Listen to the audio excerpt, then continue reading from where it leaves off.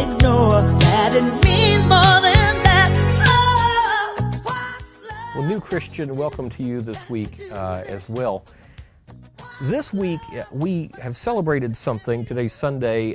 This past Thursday was November 1st. It was All Saints' Day, and churches across the world are observing All Saints' Day today on Sunday, if you're watching this on Sunday.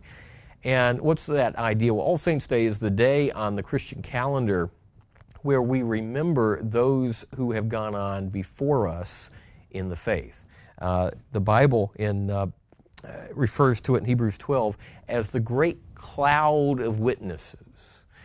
You and I as Christians, we stand on the shoulders of those who have come before us in the faith and have planted seeds into our lives and have spoken into our lives and have been examples of faith for us. And now, of course, we find ourselves in the present generation, and we have to ask ourselves the question, well, what about the people that will come behind us?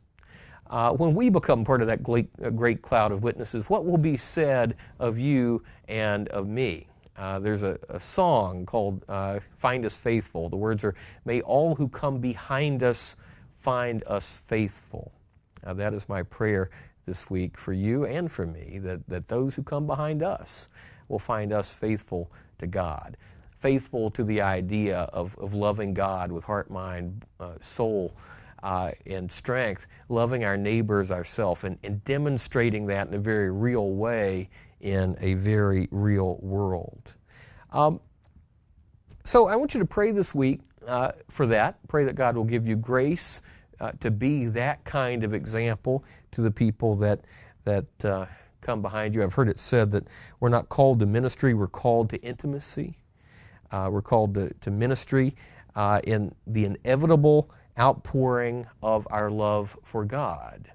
So as we draw closer to God, the natural outpouring of that is going to be ministry to, with, and through other people. And that's going to make all the difference, not just for that person, but remember, for the people that come behind us in the faith as well. Remember always that God loves you, and so do we.